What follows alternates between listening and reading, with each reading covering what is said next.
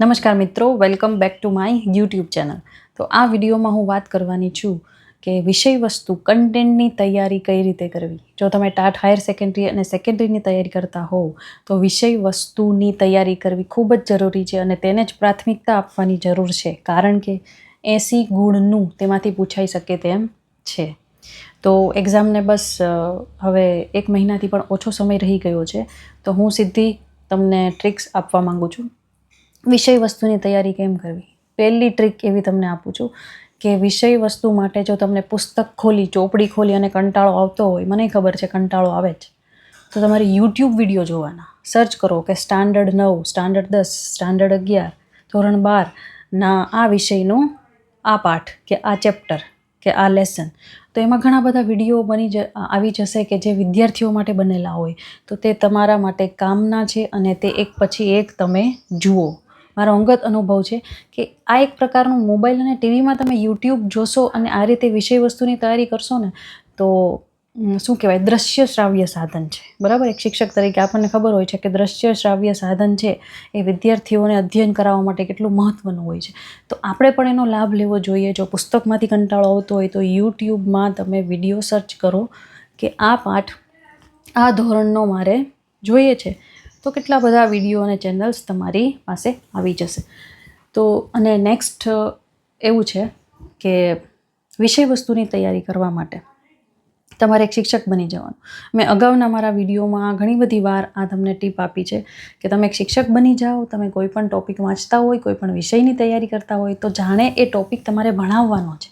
તો અહીં પણ તમારે જે વિષય વસ્તુમાં જે લેસન કે ચેપ્ટર ભણાવવાનું છે, તમે ક્લાસમાં ભણાવવા જાઓ છો, તમે એક શિક્ષક જ છો, એવી રીતે પાઠની તૈયારી કરો અને ઊભા થઈ અને એક શિક્ષકની જેમ ભણાવો.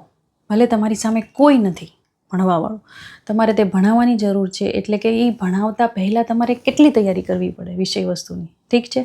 તો એમાંથી તમને મહાવરો થશે અને એક શિક્ષક તરીકે તમને એ ચેપ્ટરનું જ્ઞાન વધશે અને પછી તમે એ ડિલિવર કરશો.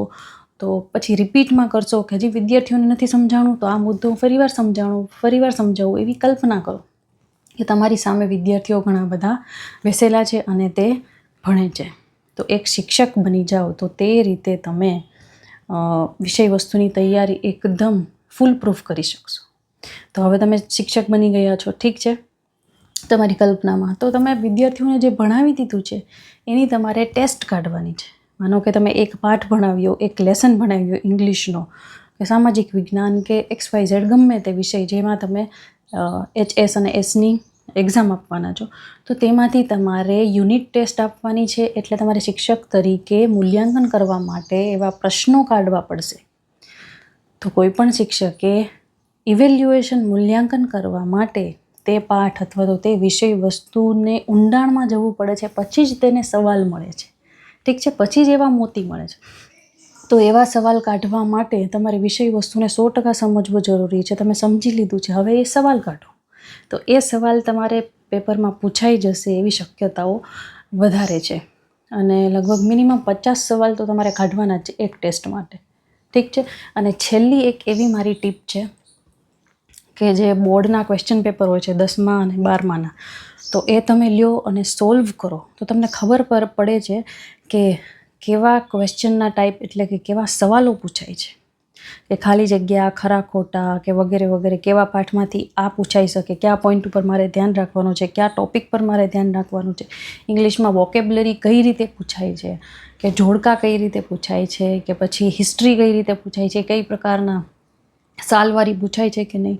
તો એ રીતે તમે પ્રીવિયસ યર્સના જે બોર્ડના ક્વેશ્ચન પેપર હોય છે તે તમે ભેગા કરો, યુટ્યુબ કે ગૂગલમાંથી ગમે ત્યાંથી મળી જ જશે, આઈ હોપ. તો તમે ભેગા કરો અને પછી તમે વિષય વસ્તુ કે વાંચી લીધું હોય તો પછી તેને તમે સોલ્વ કરો, બરાબર, આન્સર કી સહિત, અથવા તો તમે પણ સર્ચ કરી શકો છો. અત્યારે તો મોબાઈલ ને ઇન્ટરનેટ, ગૂગલ, ChatGPTનો જમાનો છે, તો એકદમ ઇઝી છે કોઈ પણ એક્ઝામની પ્રિપરેશન કરવાની. તો આ વિડીયોમાં બસ આટલું જ. I will meet you in my next video. Till then, bye. Best of luck. Exam નજીક છે. વિષય વસ્તુને પ્રાધાન્ય આપો, પ્રાથમિકતા આપો. પછી તમે મૂળભૂત ફરજો કરો, પછી તમે રિઝનિંગ કરો. તો આ રીતે તૈયારી કરો તો હાયર સેકન્ડરી અથવા સેકન્ડરી તમે પાસ કરી જ શકો છો. All the best. બાય.